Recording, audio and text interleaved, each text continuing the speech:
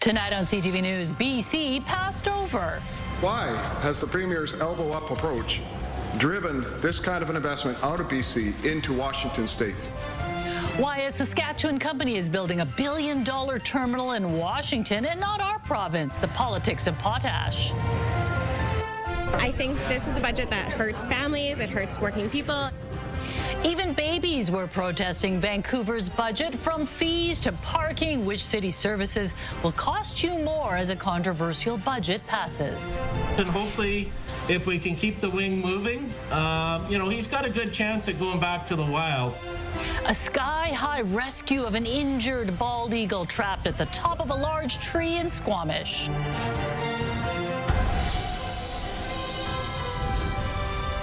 This is CTV News with me, Jung Lee. Good evening. Thanks for joining us. There is plenty of blame being hurled tonight over a massive lost opportunity for BC. A giant potash company out of Saskatchewan is planning to build a $1 billion export terminal south of the border and not on our coast. There were pointed words between premiers, while the BC Conservatives are slamming the NDP. CTV's Rob Buffum has the story.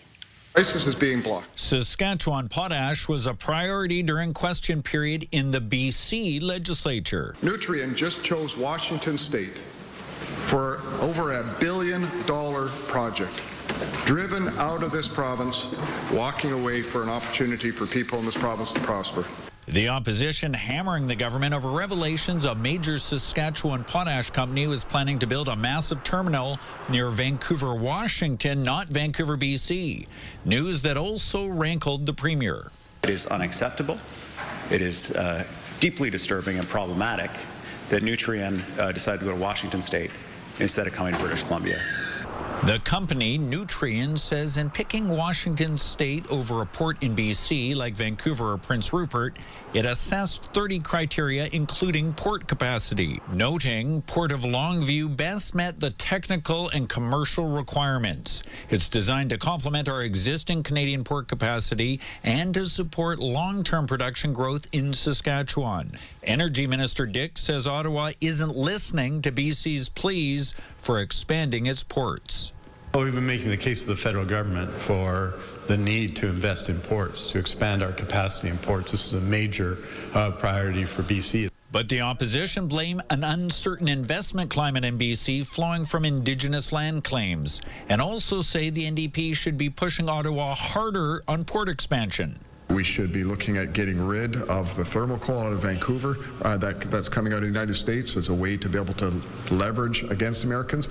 So we had options that we could have looked at. The attacks came from Saskatchewan, too.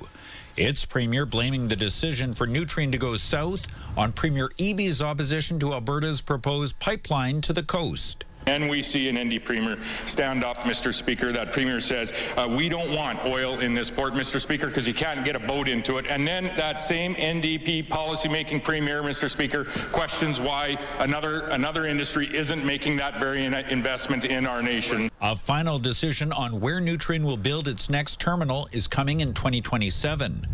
An announcement about the pipeline in 2 days. Rob joins us live from Victoria. And Rob, Prime Minister Carney talked about that proposed pipeline during question period in Ottawa. What did he say? Well, Mijung, he said that in his view, the NDP government here in BC does need to approve of a pipeline, as do coastal First Nations. So we'll have to see what happens, because we've learned that on Thursday at the Calgary Chamber of Commerce, the memorandum of understanding for that pipeline will be unveiled or announced.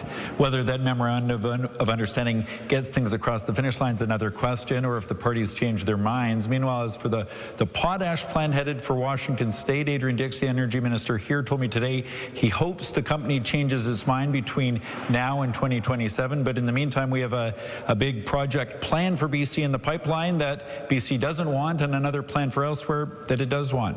Mijung. Rob Buffum reporting live tonight from Victoria. The retrial of the man accused in connection with the 2018 Gangland shooting, which left an innocent 15-year-old boy dead, is nearing its conclusion. We want to warn you, the story may be disturbing for some viewers. CTV's Martin McMahon has more from BC Supreme Court. Over the last couple of days, Crown prosecutors have been going through their closing arguments. They're laying out why Kane Carter, the accused, should be convicted of second-degree murder in the death of alleged gangster 23-year-old Kevin Whiteside and 15-year-old Alfred Wong in January 2018. Wong was an innocent bystander killed by a stray bullet while in the back seat of his parents' car on East Broadway near Ontario in Vancouver.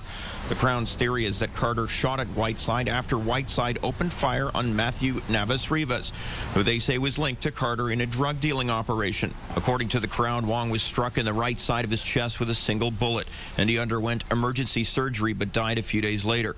Carter has admitted that he flew from Hamilton, Ontario to Abbotsford in October 2017 and began renting a condo under his younger brother's name the following month. He also admits he flew back to Ontario 1 week after the shootings. The Crown has acknowledged much of its case is circumstantial, relying heavily on video and cell phone records. A burgundy Pontiac van the Crown alleges was Carter's getaway vehicle has been a focal point in the case. Investigators later found the van parked in the underground of the Surrey condo building where Carter was living. Carter's DNA, as well as 3 fired bullet cases, were found inside. The defense is set to lay out its closing arguments on Wednesday, and the judge is expected to charge the jury on Thursday. Martin McMahon, CTV News, Vancouver.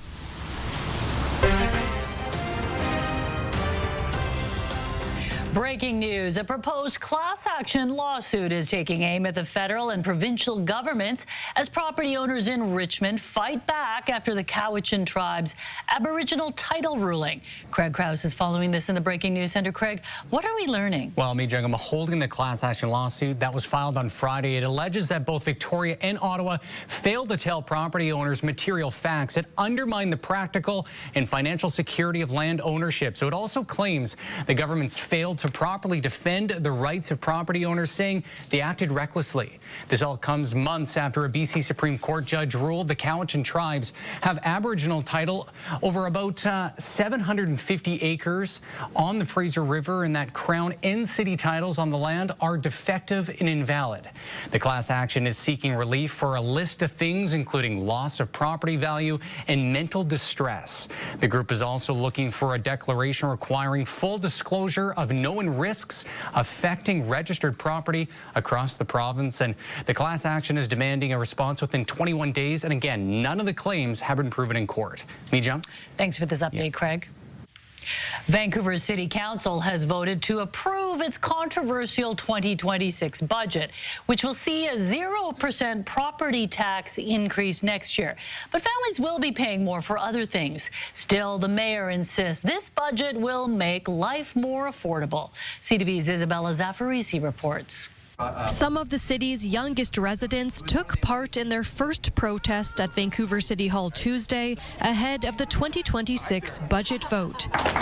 It was held in response to a plan to remove change tables from some public washrooms to save money. I think this is a budget that hurts families, it hurts working people, it hurts most people across the city. The mayor's ABC party on the defensive, promising staff would replace the change tables in high vandalism areas. It was one of a few tweaks to Ken Sim's highly contested plan to freeze property taxes next year. On Tuesday, the motion passed, Sim calling it a change in direction following 3 years of increases. If we maintain the status quo, or if we, we're on the path that our opposition would like us to be on, this place will be less affordable, it will be less safe, there will be less futures for the people of Vancouver who want to live here, and we're not going to stand for it. Hundreds of people spoke out against the budget. Opposition councillors lamenting the lack of detail. This was a 23-page budget, light on details with major ramifications. So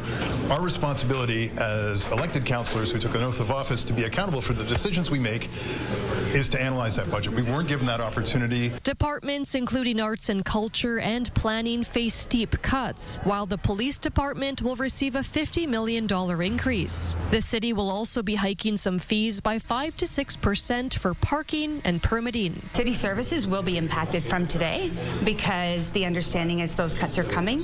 So we're already hearing certain departments letting stakeholders know that interact with city services that they're understaffed, they're short-staffed, there's work overload, and there's going to be delays. Some amendments were made to the budget, including providing an additional $800,000 to the Park Board, which passed increases to community center fees Monday night. The mayor is adamant this is the direction the city needs to go as he gears up to run again, adding the process will be more transparent next year. Isabella Zavarisi, CTV News, Vancouver. An update tonight on the progress at the PNE's fancy new amphitheater and its new, much higher price tag, how much it's grown since the original estimate. But first, let's take a look up at Grouse Mountain. It's quite the winter wonderland. It sure is. And the upside to all the rain down here is there's snow on the mountains. Exactly. It looks pretty up there. Yeah, they're ice skating already. I think all the snowers and skateboarders are very excited for opening day.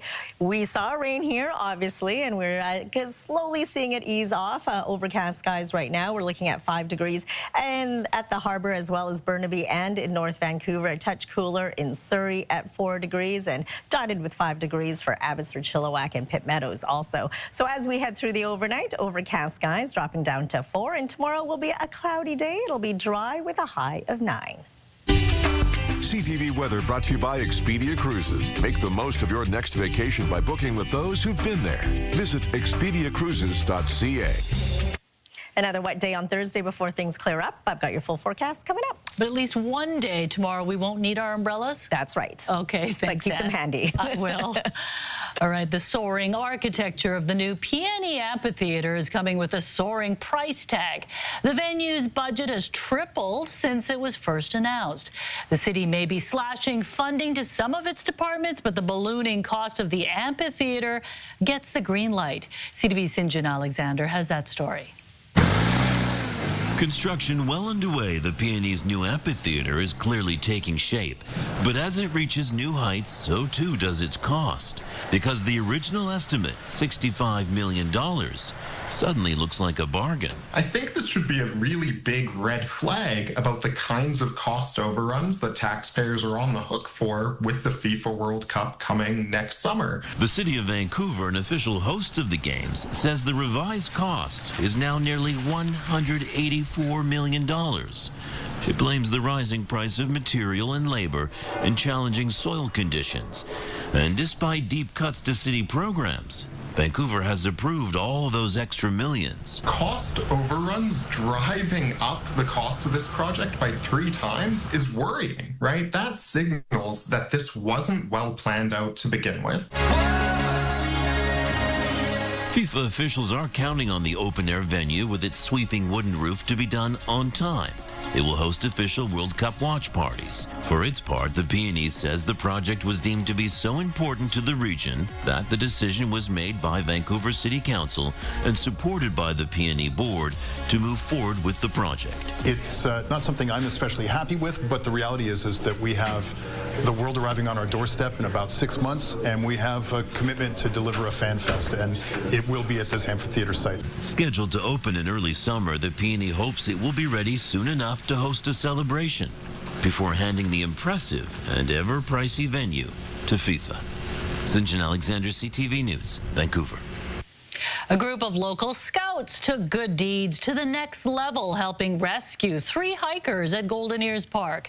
The hikers became trapped this weekend after heavy rain had swelled a creek, making it impassable. The scouts got as close as they could to help pass along supplies, while Ridge Meadow Search and Rescue headed to the area. Search and Rescue manager Rick Lang says the hikers had set out to reach the Golden Ears summit, a route he calls demanding, even in good weather. They were extremely ill-prepared, running shoes, cotton clothing, fleece pants. I believe one of them had pajama bottoms on. After the rescue, the scouts were treated to a tour of the Search and Rescue Command Center and headed home with some hard-earned lessons. Today marks the International Day for the Elimination of Violence Against Women, and the province is being urged to take action here in YWCA, in partnership, working together with a number of other anti-violence organizations, is calling for the provincial government to declare gender-based violence an epidemic and a systemic crisis. We've given a draft declaration that's really based on the principles that women and gender diverse people need to have the right to be free of violence and coercion. YWCA Metro Vancouver had this truck sitting outside the legislative building today, calling on the province to sign the declaration on gender-based violence.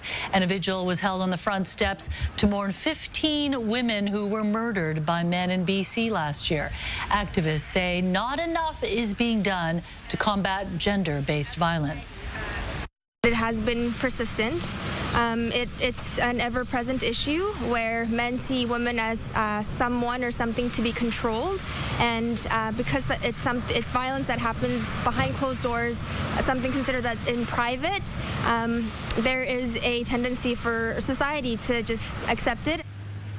The review also cites data showing more than 1/3 of women over 15 in BC have experienced sexual violence.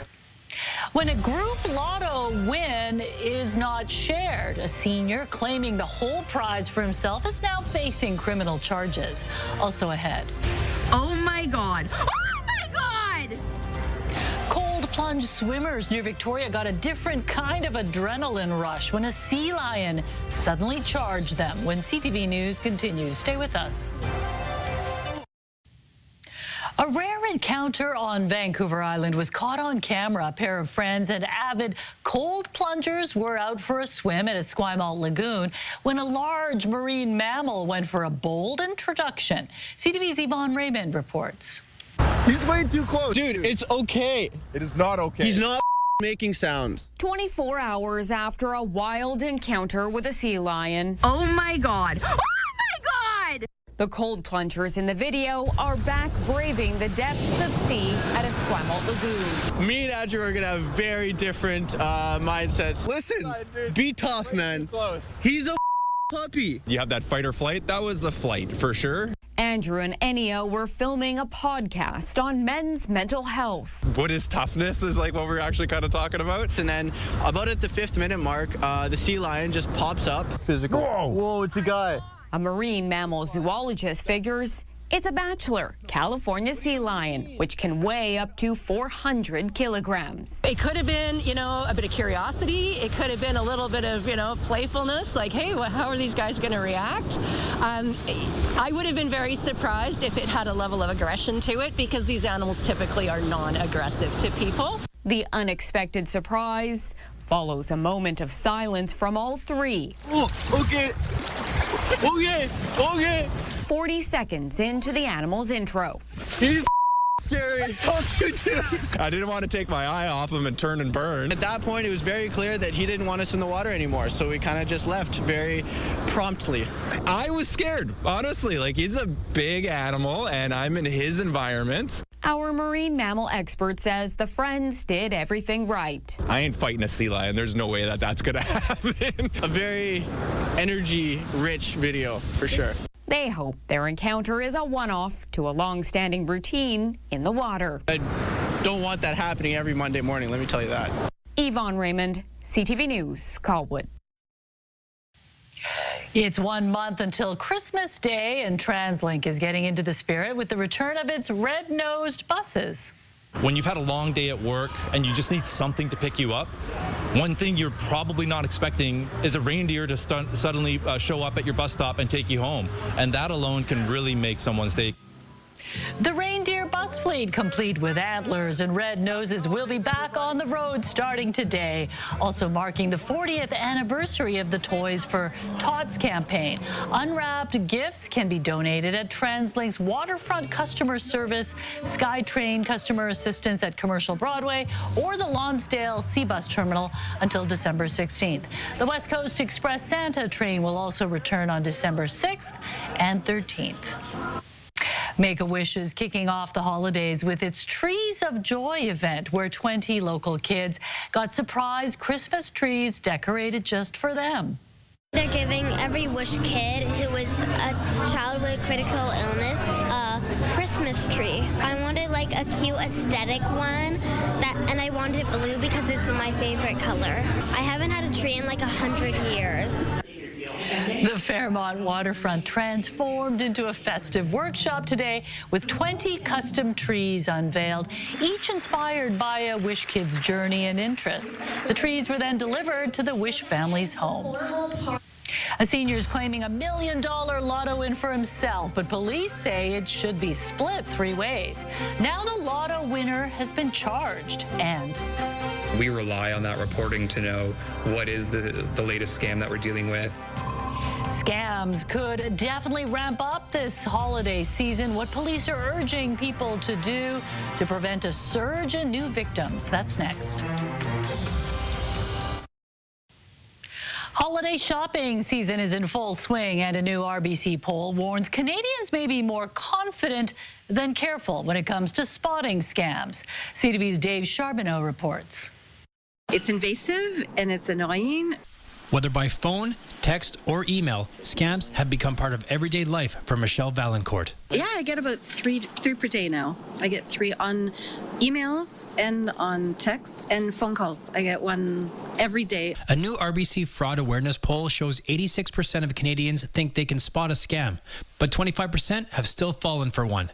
And this holiday season could be even worse as AI technology leaps into social media and internet feeds. I'm a little worried what's coming with this AI. I'm getting really worried about that, but I'll be really careful. 63% of those polled are concerned about being scammed online, and many victims are ashamed to reach out to family or police. 10% of people have been a victim of a fraud or a scam, and they never told anybody, not even their friends or family. So there's that shame element to it, which is unfortunate because as an industry, like, we rely on that reporting to know what is the latest scam that we're dealing with. Others say they try to avoid scams by deleting anything that looks suspicious. I don't click on those messages. I delete those, and those emails just delete right away too if I don't think it's real. I kind of just ignore it at this point. Like, I think I'm pretty aware of that stuff, so but I can see how my grandparents would definitely get caught by that. Experts warn that shoppers need to focus, to stop and reflect on what they click on online, especially during the holidays. But for many seniors who might be less familiar with technology, they are usually the main target of scammers. You pick on, seniors who are prone to all this kind of stuff and don't pay a lot of attention to it. I just think it's terrible. And now that avoiding scams is almost a daily routine for many, some simple advice. If you initiate something, then it's probably okay. If you've got something that is asking you to do something, it's probably not. It's probably a scam. Dave Charbonneau, CTV News. A Toronto senior is facing charges after claiming a $1 million lottery jackpot for himself instead of splitting the winnings with a group. An investigation by police and the Ontario Lottery and Gaming Forensic Investigation Unit confirmed the winning Lotto Max ticket was part of a group arrangement. Officials say the prize should have been split among 3 individuals and not just a single person. When you go into the lottery office in Ontario, you're asked specifically, are you a member of a group? And if you say, no, I'm not, and then you sign that form, that's a false statement because it's a sworn statement. The maximum penalty is 14 years in jail. Pretty serious stuff. The 70-year-old was arrested and charged with theft and fraud over $5,000, as well as possession of property obtained by crime. He's since been released from custody and is scheduled to appear in court in January. Researchers at the University of Calgary are drawing international attention with their network of space weather sensors, providing eyes in the sky for Canada's military, the U.S. Navy, and NATO. The Space Weather Adaptive Network includes 22 high-frequency sensors strung across Canada and the northern U.S. to monitor the near-Earth space environment. The sensors, resembling big metal umbrellas, track how radio waves are absorbed high above the Earth, providing data to support defense operations, telecommunications, and resource sector activity in the Arctic. The systems also monitor disturbances like geomagnetic storms that can disrupt GPS or satellite signals used by aviation, shipping, emergency services, and other remote communities. That allows us to distinguish from natural signatures and human-made disruptions. And so that allows us to detect jamming, spoofing, other forms of anomalous behavior in Canada's near-Earth space environment.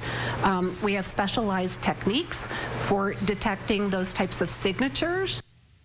Researchers are continuing to install new high-frequency sensors with full deployment expected by the end of this year. Why Olympic swimming star Penny Oleksiak is banned from competition for 2 years. Also ahead. We weren't leaving until we could figure out how to save the eagle. A race against time to rescue an injured eagle in Squamish. How firefighters use their ladder truck to reach the bird way up high. Also ahead. Turning now to the community of Brackendale in Squamish, a place famous for its bald eagles. But this weekend, all eyes were on one particular eagle. It was clearly struggling, its wing impaled way up in a tree. People in the neighborhood knew they had to get help fast. CTV Shannon Patterson picks up the story.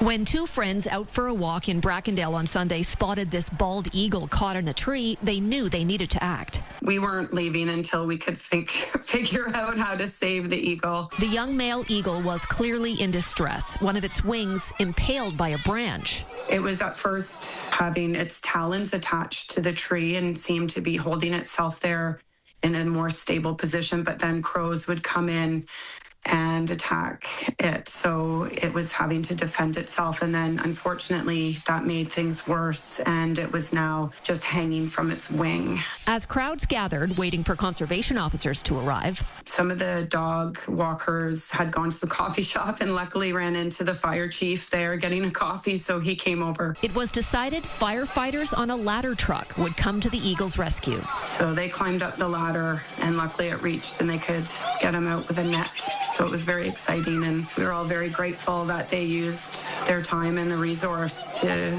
save the eagle. You know, the firefighters did a great job. The injured eagle is being treated at Orphan Wildlife Rehabilitation in Delta. So we've basically sutured up to protect tendons and muscles. Right now, we're obviously worried about infection and keeping the skin viable. This sort of, 2 to 4 week period is very crucial. This could make or break us. And, it's going to be a lot of work to get him to that point. But if we get him to a point where, the wings healed up enough that we're comfortable, we can start to get him into the flight pens, then, of course, it'll go up from there. While it was Sheila Thompson and her friend who first spotted the eagle way up in the tree. I feel like it was definitely a community that came together to make this happen. And if the eagle, nicknamed Maple after the street where he was rescued, can fully recover, the community wants to come together again to see him returned to the wild. We definitely look forward to hopefully being able to see it released. Shannon Patterson, CTV News. YVR teamed up with PADS and Air Canada today, giving service dogs in training a chance to see, hear, and sniff their way through the airport. Really, these dogs are getting exposure to the noise of the airport environment, all the people, all the textures of the carpet. They're really getting their 5 senses tested in this environment, which is very different, I can imagine, from our training centre in Burnaby or Calgary, or the client's home environment.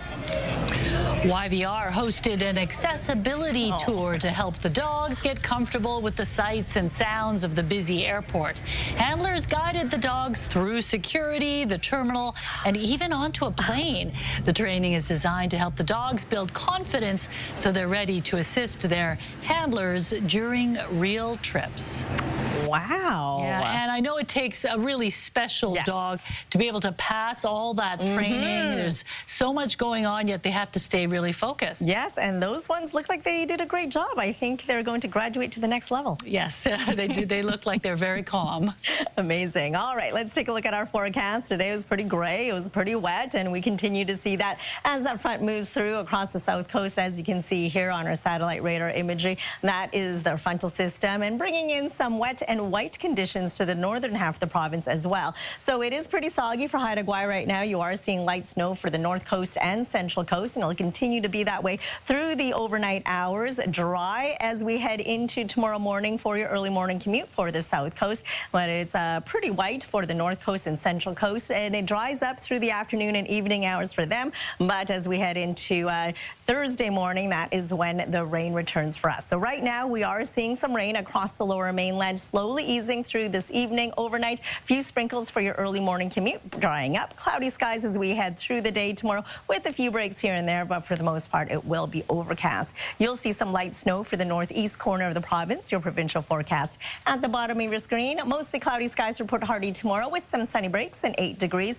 Overcast conditions for Campbell River and Comox with a high of 7. That's what you can expect for the South Island as well, from Tofino right down to Victoria. Slight chance of early morning drizzle, but you will stay dry for most of the day, with temperatures between 6 and 9 degrees. Cloudy skies and 7s for the Sunshine Coast. Touch warm up the Sea to Sky Highway for Squamish at 8. Sunny breaks for Whistler at 3, and for us across the lower mainland, we'll see temperatures between 8 and 9 under cloudy skies. Enjoy it. Rain returns on Thursday. Doesn't last very long though, because it clears up quite nicely as we head into Friday. Mostly sunny skies on Saturday. We'll start off cloudy, clears up quite nicely. Clouding over on Sunday, Monday, cloudy skies once again, and then on Tuesday we will see a mix of sun and cloud and a high of 8. So temperatures just around the seasonal mark, between 7 and 8 degrees. CTV weather brought to you by Expedia Cruises for air, land, and sea vacations. So it looks like Thursday is the wet day for the next 7. But the weekend forecast is looking pretty good. Looking very nice. All right, thanks, Ann.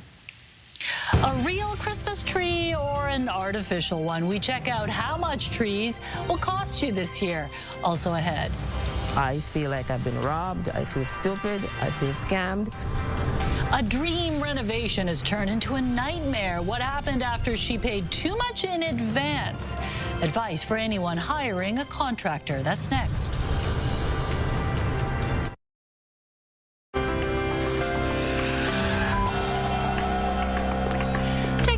Today's markets, the Canadian dollar not budging too much. It traded for 70 cents to the American dollar. Oil was down 89 cents, closing the day at $57.95. Gold gained $46.50. The TSX and the Dow Jones both improved, up 296 points and 664 points, respectively. Since cannabis was legalized for recreational use in Canada 7 years ago, more than $5.4 billion in cannabis tax revenue has been collected. The federal government added $1.2 billion to its coffers, while $4.2 billion went to the provinces.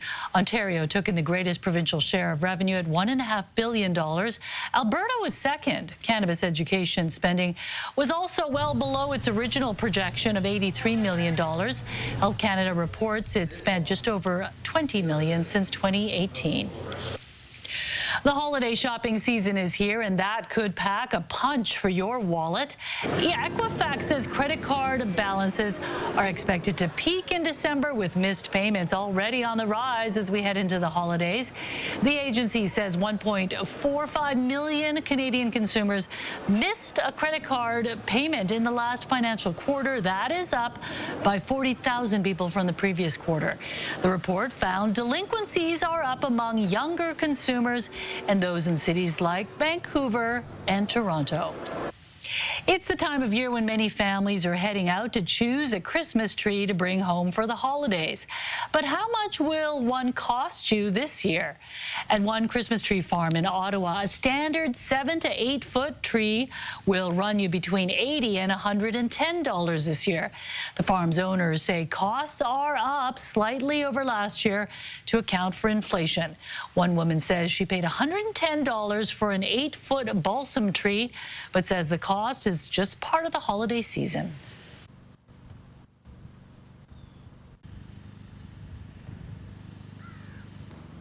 Well, if you are looking at an artificial tree, you're not alone. Sales are expected to grow, with prices ranging between $100 and $400, depending on size and style.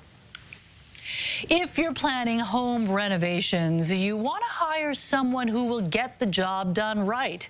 In Ontario, a woman hired a contractor to put a basement apartment in her home for her son, and she signed a contract. But when she paid him too much in advance, he didn't come back. CTV's Pat Foran explains. There was a deck here. Doreen Johnson of Brampton had a dream for her home. She wanted to add a walkout basement apartment, a place for her son and his dog to stay.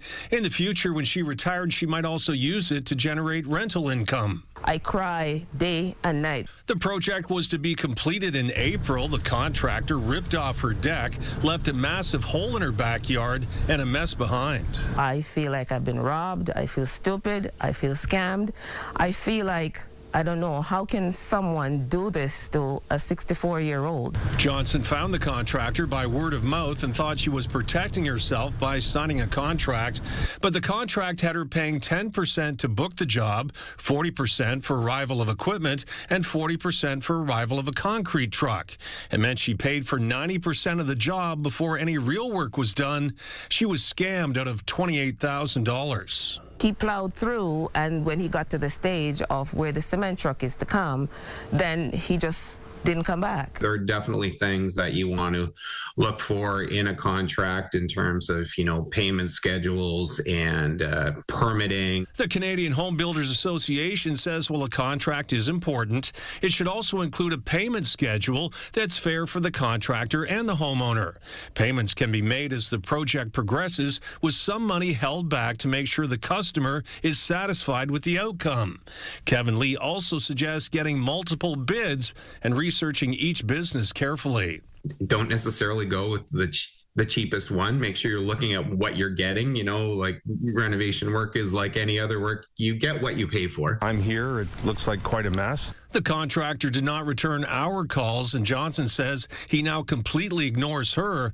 She holds out hope one day her dream project can be finished. I want my money back so I can have somebody else do the job. The winter's going to be coming soon, and I do not want things to get worse. Pat Foran, CTV News. Still ahead, one of Canada's most decorated Olympians is unable to compete for 2 years.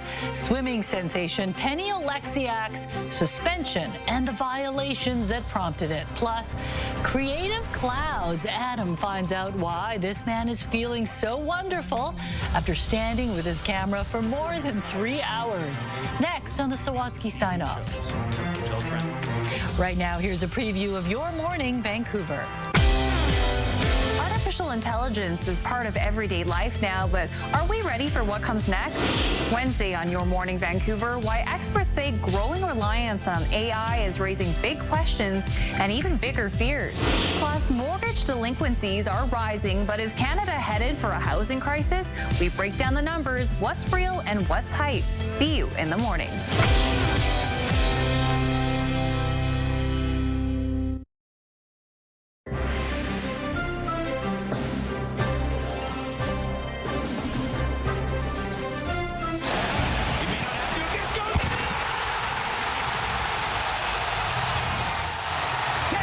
That goal last night means the Vancouver Whitecaps will travel to Southern California for the MLS Western Conference Final. The Whitecaps failed to defeat expansion side San Diego FC in 2 regular season matches this season. Fans who bought tickets to the match, hoping it would be held at BC Place, will receive full refunds. Kickoff is slated for Saturday at 6 p.m. from San Diego.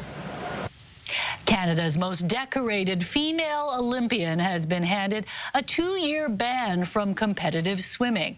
Penny Alexiak has accepted a 2-year ban from the International Testing Agency.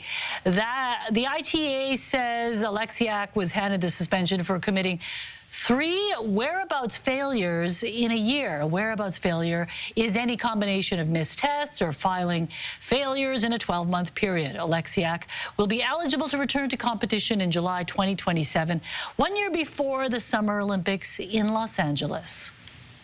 A Vancouver Island community is rallying around a local hockey team made up of players with intellectual and developmental disabilities after they had their gear stolen. Over the span of 3 weeks in September, someone swiped gear belonging to the South Island Ravens from a local rec center in Victoria. When the community learned about the theft, it rallied behind the club, pitching in to replace the gear in days. It also caught the attention of the Vancouver Canucks, who gave the Ravens a check for $10,000 and an invitation for VIP treatment at a Canucks game. With this generous donations and stuff, we're going to be able to expand the program for younger kids, some skating lessons and stuff like that we've been wanting to do. We offer a program for the kids that don't fit into mainstream hockey, Down syndrome, autism. We don't turn any isms away. Police say they are still investigating, but no arrests have been made. None of the equipment has been recovered. Well, it's nice that the Canucks stepped up. Yeah, it's amazing. Yeah, and they'll get a great game. Yeah, and they'll get a chance to meet the Canucks, so that's priceless. Have you guys ever lost anything on a plane and think, oh, I'll never get it back? Yeah. Yeah, those things. Me too. Well, a Stuffy actually has been reunited with its original owner after being found at YVR last month. The bunny went on a month-long adventure that went viral. Alberta's Joey Gibbs found the Stuffy while waiting on a flight to Seoul and decided to take it traveling until he could return it to its owner. Gibbs had crafted a travelogue detailing the bunny's adventures and posted it to social media, garnering thousands of likes and comments from people following the journey. After weeks of back and forth, WestJet contacted Gibbs to say the owner had been found. A mother and her young daughter had lost the bunny while returning from a visit home to China. Gibbs says he's glad the story had a happy ending. That's awesome. Great. Oh, yeah. You wouldn't think that it would get back to its owner. Yeah, no, it did. Well, it was all the travels that it did. Yes, the power of social media, too. Okay, Sawatsky sign-offs coming up. First, Craig, what's coming up in the late news? So, Jung, we are working on a few stories right now, including a proposed class action lawsuit against the provincial and federal governments amid the Cowichan Tribe's Aboriginal title ruling. Our Ben Nesbitt is looking into the lawsuit that alleges the recent decision by the court recognizing the Cowichan Tribe's title over a swath of property in Richmond. The document describes the ruling has caused economic and psychological harm to members of the proposed class. Now the governments have weeks to respond. We'll have this and more coming up at 11:30 tonight. Hey, Jung? Definitely plenty of fallout to that decision. Okay, thank you, Craig. Finally, Adam meets a former animator in North Vancouver who's taken his talents from the digital world to an appreciation of the beauty of the real world. On tonight's Encore, Sawatsky sign-off.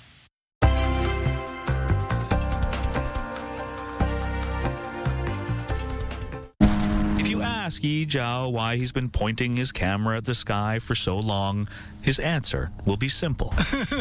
No, it's just my hobby. But taking one picture every minute for about 3 hours is proving to be far more substantial than that. You see kind of everything become alive.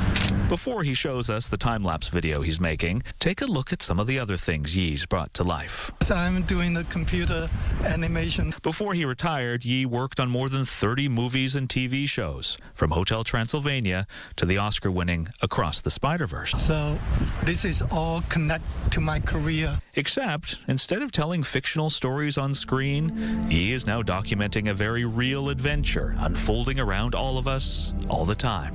It's exciting to see everything alive. When he's not capturing the drama of clouds forming over a city, he's contemplating how fungi is quietly growing in the forest. And it's just not like a still picture. Instead, Yi calls these portraits from a hidden world that many of us overlook, that remind him of whimsical characters from an old Disney movie, all with unique personalities. That's great. Because more than a hobby, Yi says this has become a daily meditation that's taught him to slow down, connect with the world, and be unexpectedly inspired. It's like a music, like a symphony of the orchestra. A silent soundtrack until after this reporter stops taking pictures of him taking pictures, and Yi can start editing it all together with music, capturing what he calls the fleeting masterpiece of nature. But you don't need to be an extraordinary animator to bring an ordinary day to life. Yi says if we simply pause and appreciate the beauty that surrounds us, we'll find every moment can be filled with wonder, both big and small. Feel great. Adam Sawatsky, CTV News, North Vancouver. Amazing. Takes a lot of patience, though, to do a time lapse. One photo every minute. Well, how many hours was he out there? 3 hours. Yeah, hard to do. Yeah, and I'm pretty sure he's waiting for the perfect shot, the perfect time of day, everything included in that. Yeah, amazing stuff, though. Good for him. All right, let's take a look at our scenic snapshot for tonight, a golden day at Hume Park in New Westminster. Thanks, Lori, for sending this beauty in, and we want to see your scenic snapshot as well, so email us at scenicsnapshot@ctv.ca. So a lot of viewers getting out there and taking beautiful photos as well. Not time lapses, but they'll do. Yeah, video's easier. You just turn the camera on, hit record, and then walk away for 3 hours. and then come back. Yeah. All right, thanks for joining us. Craig will be here tonight at 11:30. Have a great evening.